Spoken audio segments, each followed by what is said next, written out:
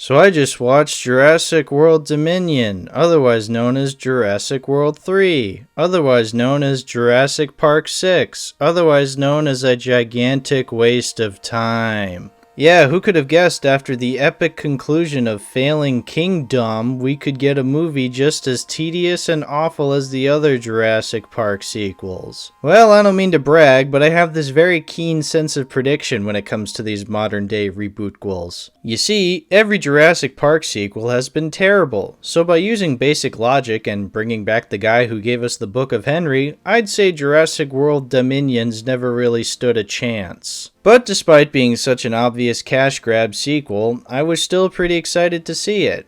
Oh, not excited in a happy or optimistic sense, excited in a I can't wait to watch this shit show crash and burn even further way. Well, the good news is, yes, I was right, this movie was bad. The not so good news is, it's not as embarrassing as something like Fallen Kingdom. Perhaps Trevorrow could have made a better Rise of Skywalker, but most likely not. Now you may be wondering why I think this one is better than Fallen Kingdom, since a lot of people don't seem to share that sentiment. Well, actually, better is kind of a strong word. Let's say less bad. Because whether it's actually better or not, both of these movies are fundamental failures at the end of the day. They understand what made the original so great as well as Disney understood what made Star Wars so great. Or the guys who made the 2022 Texas Chainsaw Massacre not understanding what made the original Texas Chainsaw Massacre so great. Or J.K. Rowling not understanding what made Harry Potter so great even though she wrote the damn thing. It's hack writers and filmmakers not taking the time to appreciate what made something truly special. But I digress. As I was saying, Dominions fails at recapturing that magic, but the reason I'm not so up in arms about it as much as others is because I really just don't care anymore. In fact, there was no reason to care in the first place. Like I said earlier, it was always inevitable for this movie to shit the bed before it was even greenlit. And that's because Jurassic Park sucks as a franchise. There has never been a good Jurassic Park movie since the original. And I don't think people truly understand the shocking nature of that statement. Think about it. Since the original was released in theaters all the way back in 1993, that's been it. That one film was all they had. That was the peak of the franchise, and it never got any better. And I can already hear people typing away trying to defend their own personal favorites. The Jurassic World defenders, the Fallen Kingdom enjoyers, those nostalgic for Lost World. Hell, there's bound to be at least one Jurassic Park 3 stan out there. Someone must have been hooting and hollering at the Allen scene back in 2001. But type and defend all you want, you ain't gonna convince me. Jurassic Park has never been good since the original. In fact, a lot of beloved franchises fall into that never actually had a good sequel category. Ghostbusters, RoboCop, Predator, even goddamn Ice Age. All of these movies never spawned even a half-decent sequel. I'm not kidding when I say that fucking Chud has a better sequel than Jurassic Park. I'm not even joking. One of the most self-righteous, preachy, piss-colored, boring-ass, doesn't even show the monsters piece of shit movie has a better sequel than one of the most influential films in the last 30 years. And that's because nobody fucks with Bud the Chud. Alright, I'm getting off topic, but can you blame me? I mean, this movie has nothing going for it. After that awful ending in the last installment, who could get excited for what this franchise has left? What am I supposed to say? The story is ludicrous? Well, yeah, it is. So it's been 4 years since the last movie, and the dinosaurs are everywhere, so that leads into obviously evil billionaire number 30 to step in and pretend to help the world. I know this because of convenient exposition being regurgitated to me via Vice News video, where they're so lazy that they take an already existing video of a car driving off of a cliff and just insert a dinosaur in the middle of it. Was it too much to just film 10 seconds of driving down an empty road and photoshopping a dinosaur into that? Perhaps I don't have the mental capacity to comprehend Trevorrow's ingenious directing. Anyway, Mario and Ron Howard's daughter are taking care of Clone Girl, but she doesn't like being protected and kept away from danger. So she decides to go biking one day and immediately gets kidnapped along with baby Blue, the inexplicable daughter of Blue, the only raptor you remember the name for because it's literally just a color. So then it's up to Star-Lord and my future wife to go after and save her. But also, since the last 2 Jurassic World movies made billions of dollars, now they have enough money to beg Sam Neill and Laura Dern to come back for no reason, other than to make us diehard Jurassic Park fans coom from seeing characters we recognize. Anyway, now these 2 are in the movie and are investigating these giant locusts popping up. You know, Jurassic Park? The franchise known for giant insects? Golly, this movie knows what I want out of a dinosaur movie. Anyway, Admiral Holdo thinks the big bad corporation is to blame for these giant locusts, but she needs evidence, so rather than enlisting help from locust experts or experts in trying to infiltrate a giant corporate lab, she gets the dinosaur expert, who's pretty much a dinosaur now, to sneak into a heavily guarded scientific research facility. Why? Because the script deems it so. Also, Jeff Goldblum is there because even though he's very critical of the company, he's still able to lecture to the employees about how they're part of the destruction of the planet, and obvious villain CEO doesn't do anything about it. But they had to insert him in the movie somehow, so who gives a shit? Also, BD Wong is there because why not? He was in the first movie. Sure, he's an important character apparently. Why, who else is gonna explain to Clone Girl that she's not technically a clone? Oh yeah, remember that incredibly stupid and unnecessary twist in the last movie where it's revealed the little girl is a clone? Well, it turns out, from a certain point of view, she's actually still technically born through natural birth. You see, Lockwood's daughter, a character never given a second thought in the last movie, was super prominent in the making of the first Jurassic Park. But she wasn't interested in the theme park aspect, like that hack John Hammond. No, she was always interested in the science part, because she was the smartest person who ever lived, who just really wanted to make the world a better place. She also wanted to be a mother, but couldn't have children due to her who gives a shit disease, and so she impregnated herself and birthed a natural baby girl. So her daughter is an exact duplicate of herself, but minus all the diseased parts, so she's still technically not a freak of nature because she was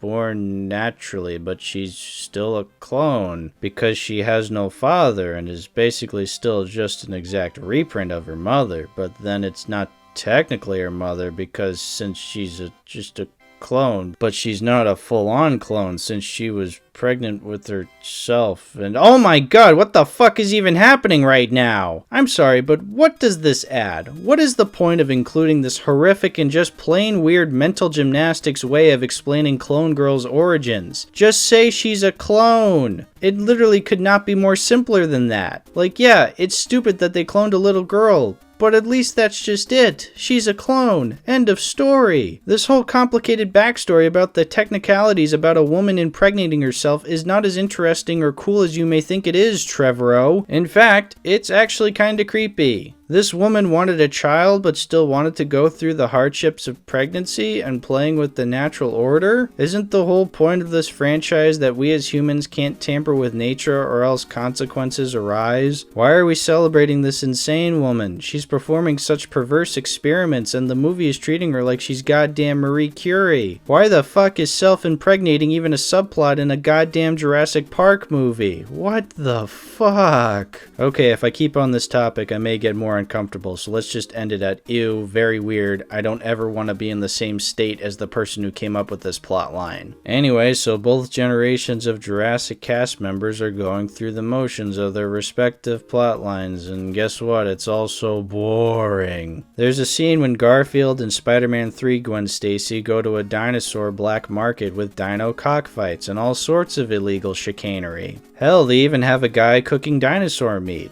Like, holy shit, how cool would that be to explore? The world of eating dinosaurs. More of that, please. But no, it's never delved into besides walking past a grill for 2 seconds and then never again. We gotta focus on finding Clone Girl, who's technically not a clone, who is also... Okay, I'm not getting into that again. It's cool to see Goldblum, Dern, and Neill again. Actually, it's not. It's horribly depressing because I know they're only there to satisfy my nostalgia boner.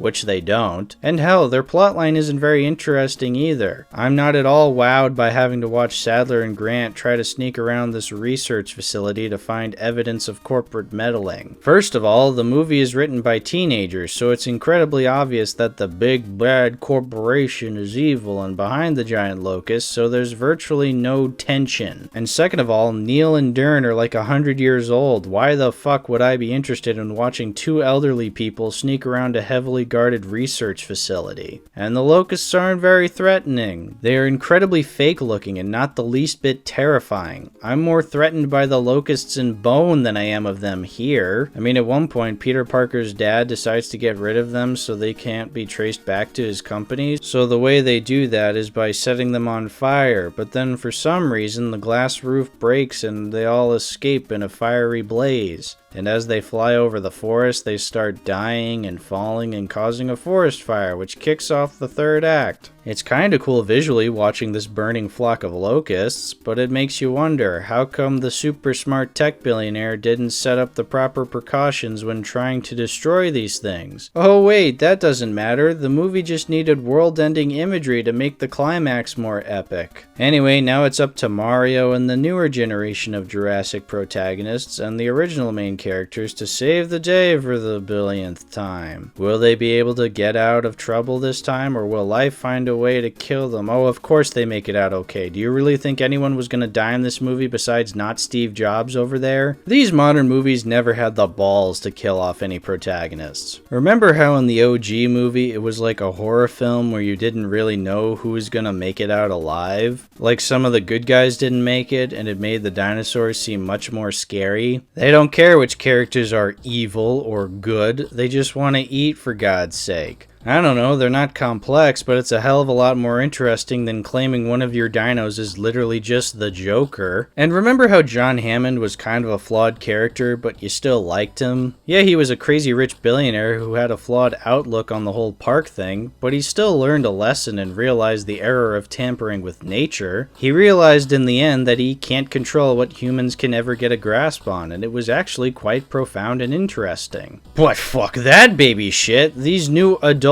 and more mature Jurassic movies are apparently written by Twitter. So every movie has a big bad evil billionaire who just wants money and doesn't care about the dinosaurs like our holier than thou protagonists. But don't worry, general audience member, the evil rich man gets his comeuppance in the end. See, when you're greedy and rich, that means you are bad, but if you are not greedy and rich, then everything will work out for you. Now give us greedy and rich people more money to make more terrible movies. So yeah, basically the villain gets defeated even though he was a waste of thought, the main characters all survive, the dinosaurs are alright I guess, and the movie ends with it lecturing us about how the dinos and humans need to learn to coexist. Maybe if they learn to get along, maybe us in the real world can also get along. I mean, it's a nice sentiment, but it goes against everything the franchise stands for. The point of Jurassic Park is sometimes we shouldn't be on the same planet as these apex predators. Sometimes we probably shouldn't fuck with the balance of nature. But I guess as long as you're nice, everything will work out fine. Wow, what a whimper to go out on after 6 movies. And yet still a better ending than Rise of Skywalker. Yeah, this movie was about as terrible as you could imagine. It made no sense and further devalued the original movie's impact in much bigger and even much smaller ways. Yeah, even by just including a small, insignificant item from the first movie really fucks with the logic and themes of the franchise as a whole. What I mean is, during the climax, Peter Parker's dad is frantically collecting his things so he can escape, and the movie makes it apparent that he has the original Barbasol can of shaving cream with the embryos from the original. And I'm not gonna lie, this made me irrationally angry. Okay, 1. This is only here because the filmmakers want to rustle our nostalgia jimmies. But think about how sad that is logistically. They are trying to get an emotional reaction out of us man-children by showing a fucking 30-year-old can of shaving cream. This isn't a lightsaber or a xenomorph or Tobey Maguire, it's a fucking can of shaving cream. Are they really that desperate to make us coom from seeing something we recognize? But it gets even dumber when you think about it. So in the universe of this movie, they found that can buried underneath the mud and decided to keep it, even though nobody but Newman knew the significance of it. Logistically, this can means nothing to anybody on the planet except for Newman, who's been dead for 30 years. But I'll give the film just the minuscule amount of credit that maybe Peter Parker's dad does know the significance of this Barbasol can and wants to use it for research. Well, in that case, the original makes a point of explaining that the embryos will be no good to the shady businessmen if the embryos die after 36 hours, which is how much coolant is in the damn can to keep them alive. There's enough coolant inside for 36 hours. No menthol? The embryos have to be back here in San Jose by then. Now, I'm no mathematician, but I think 36 hours is a lot shorter than 30 fucking years. So really, those embryos are long gone. There is nothing that can further help develop any dinosaur research. And if it is a memento or souvenir, well, like I said, they don't know who Newman was, so they have no understanding what its significance actually was.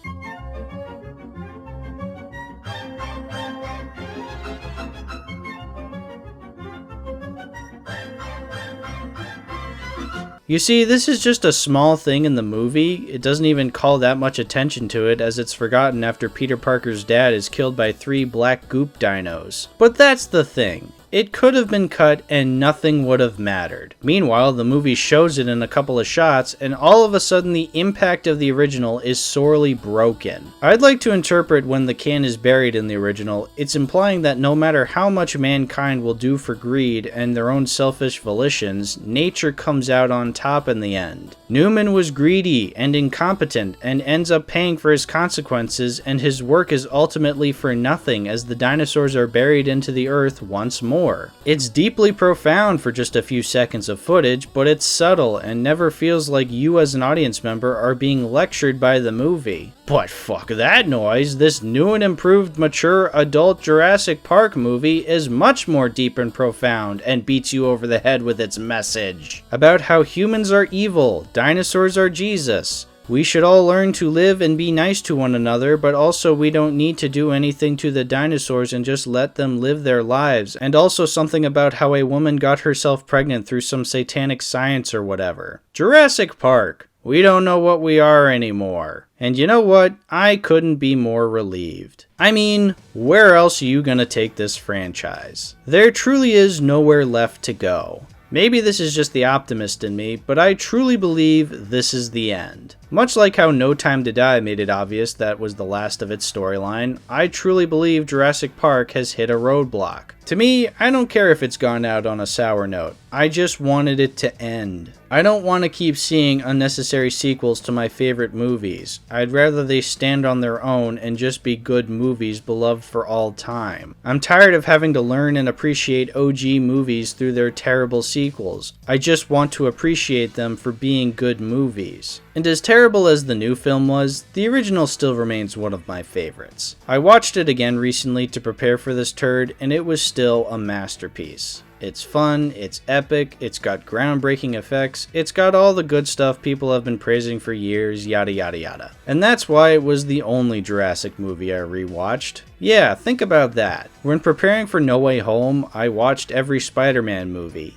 Even the Amazing Spider-Mans. When preparing for the Batman, I watched every Batman movie. Even the Schumacher films. Yeah, I was willing to trudge through Amazing Spider-Man 2 and Batman and Robin again, but I was not willing to watch through any of the Jurassic Park sequels or Jurassic World movies again. I instead rewatched all the Nostalgia Critic reviews for those movies. At least those were intentionally funny sometimes. Anyway, I give Jurassic World Dominions a minion out of Minions. Be sure to go see Minions 2 Electric Boogaloo when it comes out. I know I will. How could I not be excited for the most hyped sequel of 2022? Finally, we will have our long-awaited continuation to the cinematic masterpiece that was the Minions movie. Truly, it must be great if Universal sees it on the same level as their Jurassic series. Minions forever. Alright, I'm done with this review. I think I'm losing my mind from having to think about minions and self-impregnations and 30-year-old cans of shaving cream. I need to lie down.